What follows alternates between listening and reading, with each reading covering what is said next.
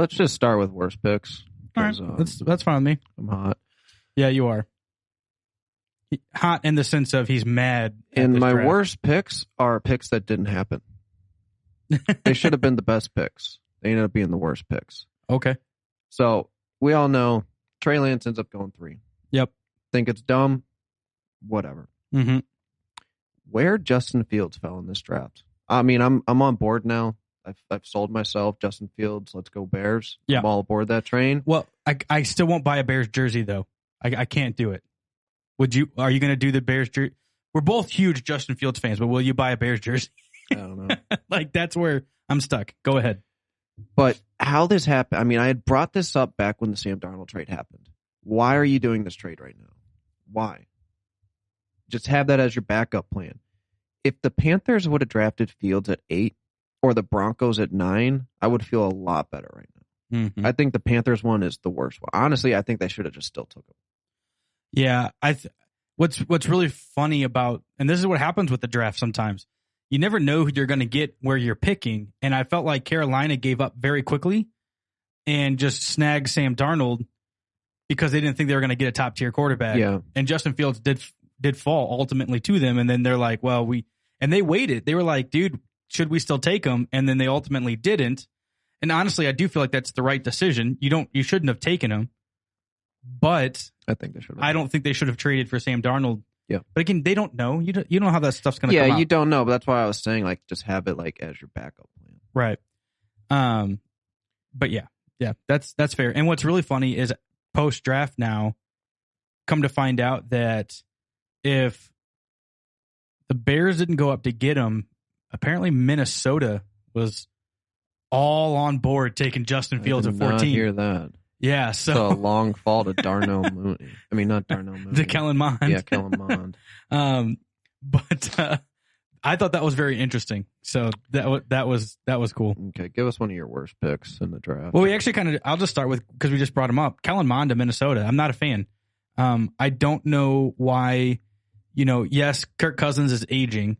He's not that old. But he's not that old, and he's not that bad to where you need to spend a third round, or even, again, Justin Fields going to Minnesota wouldn't have made sense. But you don't need to take this quarterback here. And Kellen Mond, I don't see being the future unless you give him 2 or 3 years to sit. I mean, Cousins is going to be coming up as a free agent, I think, in the next year. So are you expecting Kellen Mond to take over? To me, he's not that prospect. No, he's not. No. He's just not. So I don't like the pick there. Side little tangent. How did Jamie Newman go undrafted? When guys like Sam Ehlinger and Ian Book and Kellen Mond, all these guys are getting drafted, I just find that laughable. Yeah, I think because we chatted about that the other day, if he would have came back and played at Georgia this year, he wouldn't have gone undrafted next season. But I think because he sat out, and if you don't know, he ended up signing right after the draft with the Eagles, which I honestly don't hate. Yeah, I think he has a chance there. Could be. Yeah, I mean, you bring in some quarterback competition. There's not high, so he could easily be the backup there. Yeah. So, all right, who you got next? Worst picks. I mean, we've been bashing on this guy a lot, but it's probably Rondale Moore, mid-second round pick. When there were players like Terrace Marshall on the board, Josh Palmer, Daimi Brown, I would have preferred all of them. And he went to Arizona.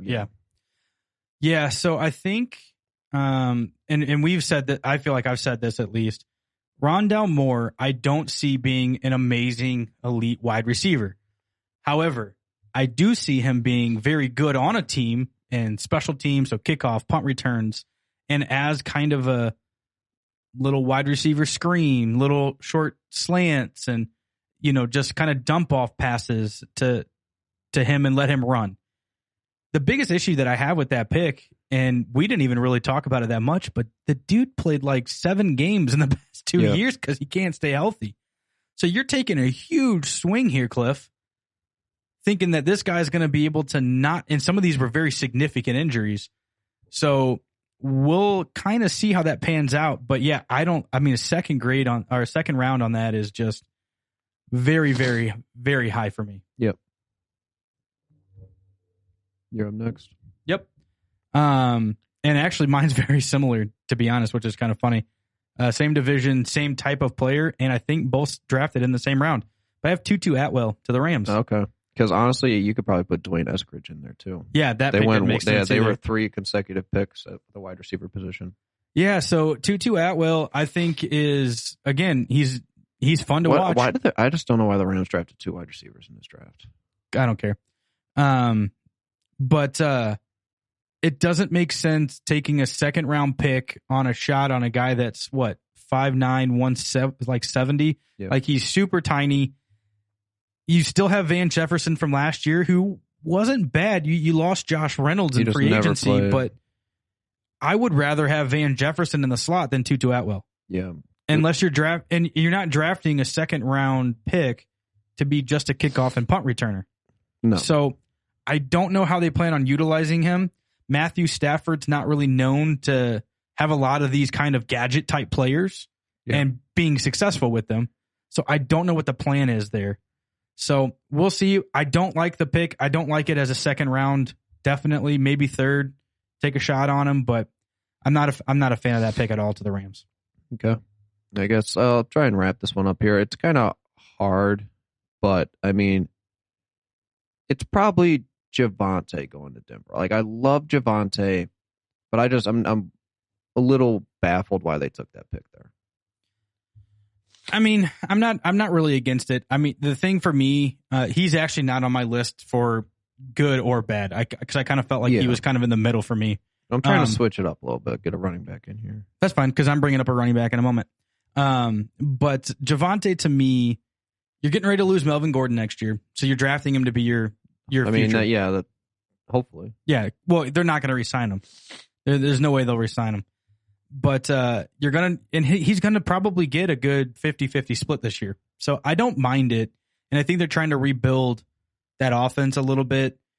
And again, man, if they bring in like an Aaron Rodgers or a quarterback that's just capable, even Teddy for this matter, I think it'll be fine. I'm not overly worried about it. But they need to start getting back to running the ball, because they were one of the worst running teams in football last year, in my opinion.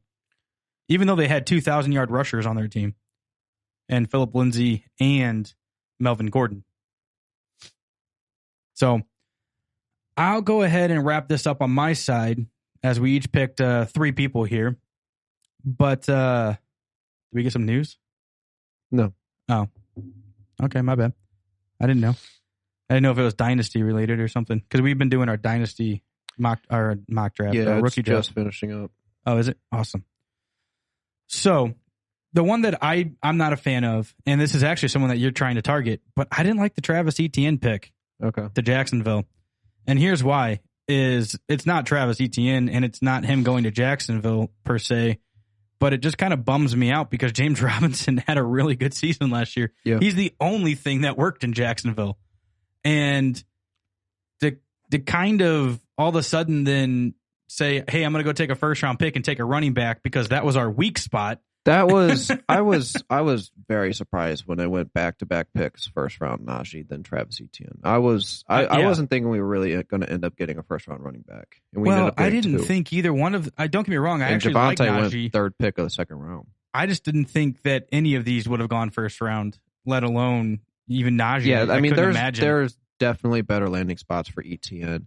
I'm just buying in on how efficient he'll be, the passing work, and the connection with Trevor Lawrence. Yeah, I think he'll be fine in Jacksonville. I'm not saying it's a bad fit. Because, I mean, it's sad to say, but like in the NFL, like draft capital matters. James Robinson went undrafted.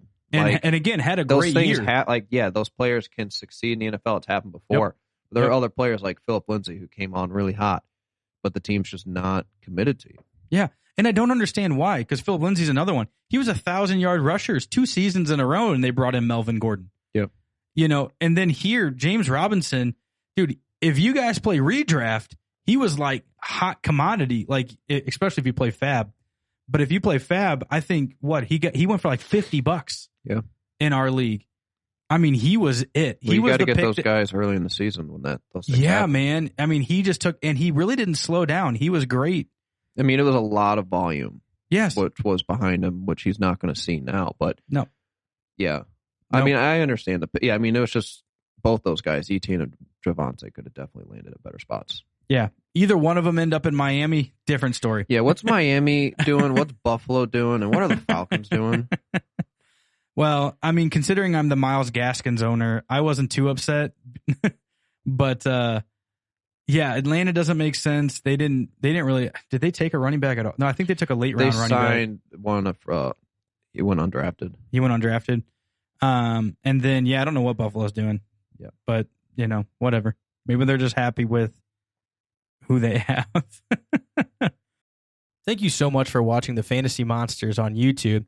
If you liked our video today, please subscribe to our channel. Hit the little bell icon. Get notified whenever we go live or post other videos. You can see the link below. You can click on previous videos. You can also leave comments below. We'd love to hear from you guys as well. And we'll catch you next week. Have a go.